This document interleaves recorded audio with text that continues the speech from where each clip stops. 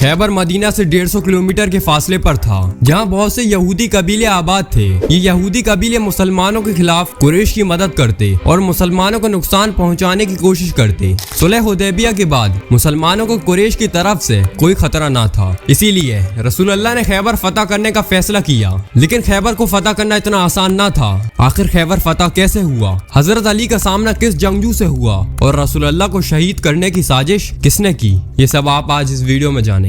हुदैबिया से वापस आने के सिर्फ 1 महीने बाद रसूल अल्लाह ने मुसलमानों को खैबर फतह करने का हुक्म दिया और जंग की तैयारियां शुरू कर दी, मगर ये सब खामोशी से किया जा रहा था। खैबर का इलाका यहूदियों का ताकतवर तरीन इलाका था। खैबर में यहूदियों का 10,000 का लश्कर मौजूद था।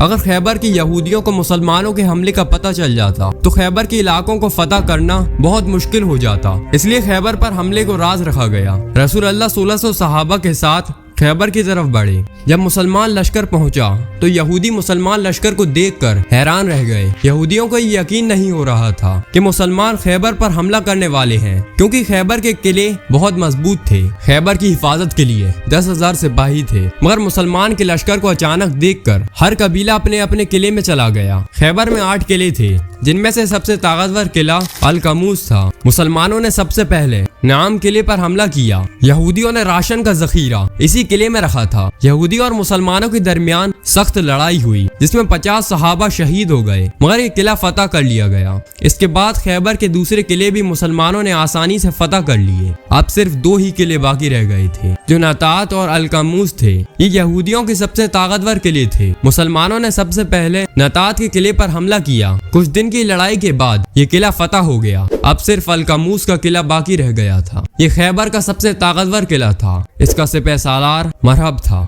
सबसे पहले हजरत अबू बकर की कमान में मुसलमानों ने किले पर हमला किया। मुसलमानों ने यहूदियों को पीछे हटाना शुरू कर दिया, मगर जब मुसलमान किले के करीब पहुंचे तो यहूदियों ने तीर और पत्थर बरसाना शुरू कर दिए। फिर मुसलमानों ने हजरत उमर की कमान में हमला किया और यहूदी पीछे हटना शुरू हो गए, मगर मुसलमान किला फतह नहीं कर सके। जिसके बाद रसूल अल्लाह ने फरमाया कि कल वो ऐसे शख्स को झंडा देंगे जो अल्लाह और उसके रसूल से मोहब्बत करता है और अल्लाह और उसके रसूल भी उससे मोहब्बत करते हैं, और वो एक किला फतह करेगा। जब सुबह हुई तो रसूल अल्लाह ने हजरत अली को बुलाया, मगर हजरत अली की आंखों में दर्द था। रसूल अल्लाह ने अपना लुआब हजरत अली की आंख में डाल दिया, जिससे उनकी आंख ठीक हो गई। रसूल अल्लाह ने झंडा हजरत अली को दिया। हजरत अली आगे बढ़े और यहूदियों को इस्लाम की दावत दी। यहूदियों ने इस्लाम कबूल करने से इनकार कर दिया। जिसके बाद एक ताकतवर शख्स किले से बाहर निकला। उसने मुकम्मल जंगी सामान पहना हुआ था। उसने हजरत अली से कहा कि मैं वो हूँ जिसे पूरा खैबर जानता है। जिस पर हजरत अली ने जवाब दिया कि मैं वो हूँ जिसकी माँ ने उसका नाम हैदर रखा। जिसके बाद हजरत अली और मरहब के दरमियान लड़ाई शुरू हुई। पहला वार मरहब ने किया, जो नाकाम हुआ। फिर हजरत अली ने वार किया। हजरत अली की तलवार मरहब के सर और हेलमेट को चीरती हुई उसके दांतों तक पहुंच गई और मरहब कत्ल हो गया। मरहब को कत्ल होता देखकर उसके साथ आए सिपाही वापस किले में चले गए। हजरत अली किले के दरवाजे की तरफ बढ़े। अल-कमूस के किले के दरवाजे को कई लोग भी मिलकर नहीं उठा सकते थे, मगर हजरत अली ने एक ही हाथ से उस दरवाजे को उखाड़ दिया और उसे किले की खंदक पर रख दिया, जिससे मुसलमान लश्कर किले में दाखिल हो गया। फतह के बाद यहूदी सरदार रसूल अल्लाह से सुलह के लिए आए। रसूल अल्लाह ने यहूदी कबीलों को खैबर में रहने दिया, इस शर्त पर कि खैबर की कमाई का आधा हिस्सा हर साल यहूदी मुसलमानों को देंगे। फतह के बाद एक औरत जिसका नाम ज़ैनब था रसूल अल्लाह के पास गोश्त लेकर आई और रसूल अल्लाह को हदिया पेश किया।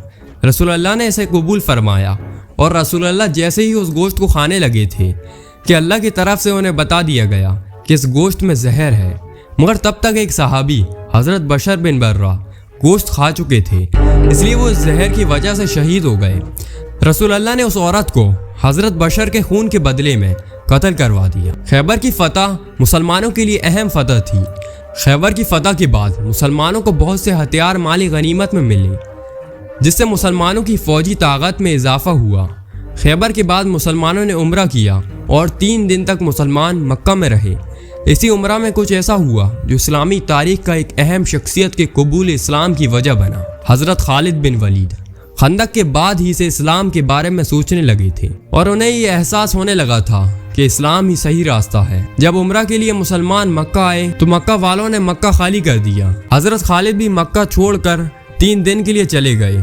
حضرت خالد کے بھائی ولید بن ولید جو مسلمان تھے، جب وہ حضرت خالد سے ملنے آئے تو وہ ان سے مل نہ سکے، جس کے بعد انہوں نے حضرت خالد کو ایک خط لکھا جس میں انہوں نے رسول اللہ کی حضرت خالد بن ولید کے قبول اسلام کی خواہش کا بھی لکھا۔ جب یہ خط حضرت خالد نے پڑھا تو انہوں نے اسلام قبول کرنے کا فیصلہ کیا۔ انہوں نے مکہ کے کئی سرداروں سے اس بارے میں بات کی مگر کوئی نہیں مانا، تو اس کے بعد حضرت خالد بن ولید نے حضرت عثمان بن طلحہ کو اس بارے میں بتایا اور دونوں مدینہ کی طرف اسلام قبول کرنے کے لیے چلے گئے۔ راستے میں انہیں حضرت عمر بن العاص مل گئے جو رسول اللہ کی بیعت کے لیے حبشہ سے مدینہ جا رہے تھے۔ حضرت عمر نے نجاشی کے ہاتھ پر اسلام قبول کیا تھا اور وہ اکیلے ایسے صحابی ہیں جنہوں نے ایک تابعی کے ہاتھ پر اسلام قبول کیا اور پھر انہوں نے رسول اللہ کی بیعت کی۔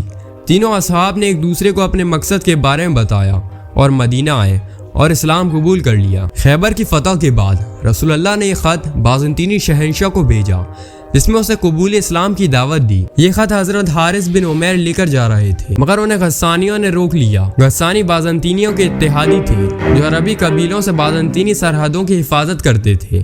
جب غسانیوں کو پتہ چلا کہ یہ خط رسول اللہ نے بھیجا ہے تو انہوں نے حضرت حارث کو شہید کر دیا۔ اس وقت قاصد کا قتل اعلان جنگ ہوا کرتا تھا۔ جب رسول اللہ کو یہ خبر ملی تو رسول اللہ نے 3000 کا لشکر بدلہ لینے کے لیے بھیجا، مگر کیا یہ لشکر بدلہ لے سکا؟ حضرت خالد کو اللہ کی تلوار کا لقب کس طرح ملا؟ یہ سب آپ جانیں گے سیریز کے اگلے ایپیسوڈ میں۔ سبسکرائب